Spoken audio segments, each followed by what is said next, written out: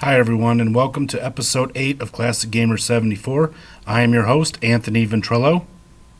And I am your co-host, Rob, Robotic Operating Buddy. Wow, Rob, I love the new voice. I got an upgrade. I sound really cool, don't I? This is a lot of voice for such a little robot.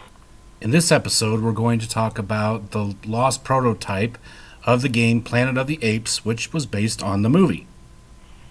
I have seen this movie at least 100 times. So have I, Rob.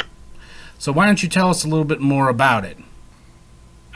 The film was based on a book by the writer Pierre Boulle called Ape Planet, more later renamed Planet of the Apes.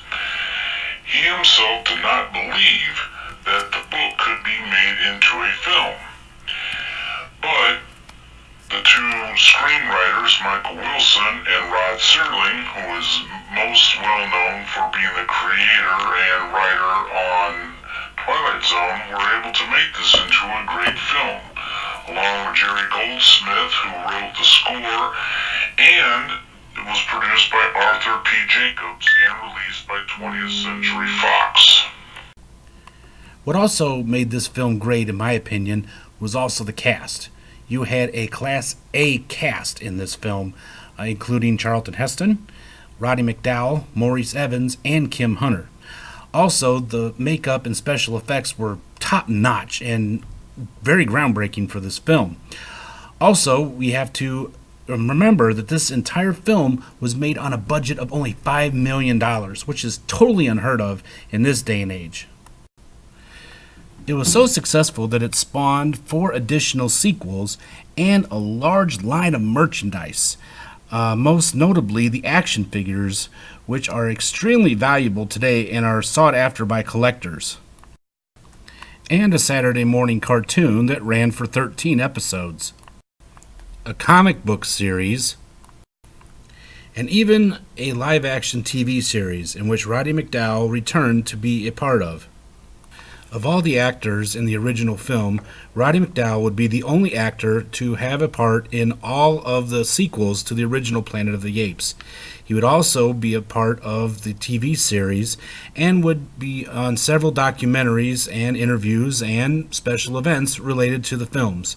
He would continue doing this until his untimely death in 1998.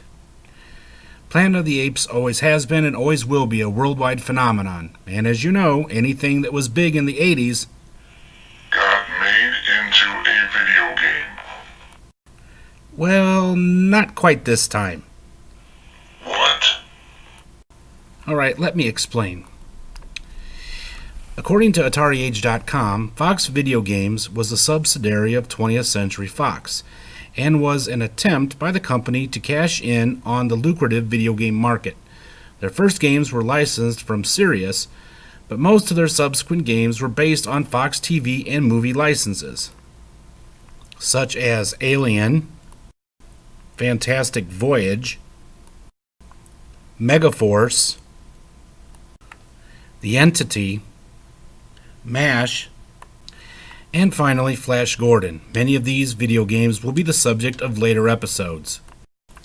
And because 20th Century Fox owned the rights to Planet of the Apes, they enlisted a programmer named John Marvin to create the game, and it was actually finished. However, it was never released.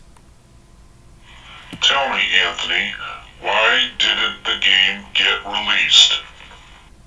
That's a good question, Rob. Well, let's go back in time to 1983 and 84, and I'll discuss why. Like most things that happened around 1983 and 84, the video game crash was to blame. Programmer John Marvin left to work for Epics, actually after the game was completed, and 3 months later, 20th Century closed down its game division. However, that would not be the end of 20th Century as far as video games went. Today, 20th Century Fox publishes games under the Fox Interactive label, developing for the PC and modern game consoles. And there were many other video games besides Planet of the Apes that were created and finished that would never see the light of day. Several of these prototypes would later be discovered and would be released in ROM format so they could be played on, Stella and other online games, and other industrious hackers would actually put them on cartridges to turn around and resell them. One of the games that was mentioned in one of the final catalogs was the game Six Pack, which was based on the Kenny Rogers film. However, recently, a prototype file has been found that has been attributed to this game. I'll discuss that in a later episode. They even had plans to make a video game adaptation of the movie 9 to 5. I really wish I was kidding about that. In the mid-90s, a collector found a box that was labeled Alligator People, which was a prototype of the long-lost game Alligator People based on the film, which, even though this was a prototype, it got very high reviews. It actually gets 93% rating. However, in 2002, he actually found a cartridge of the Alligator People, opened the box, and checked out the games, and believe it or not, it was actually the long-lost prototype of Planet of the Apes, which he promptly... Both games have been dumped and are now available in ROM format. So, without further ado, here is the prototype of Planet of the Apes.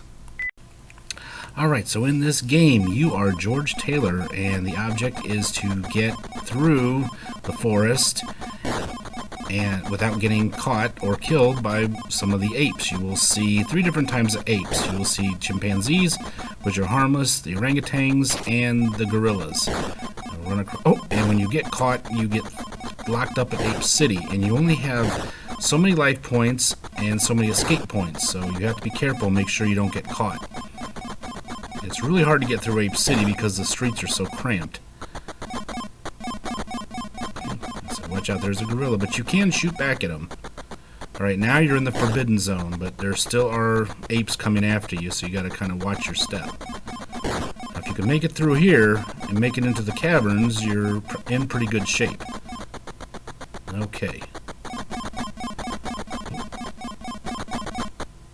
Alright, you're in the caverns. Now you gotta meander your way through the caverns and try to make it to the Statue of Liberty. Yes, I know the game doesn't follow the movie exactly, but most video games based on movies don't.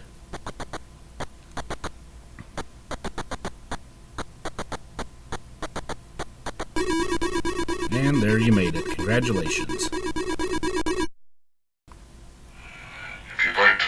Planet of the Apes or some other classic Atari games, head over to AtariAge.com for all your Atari needs.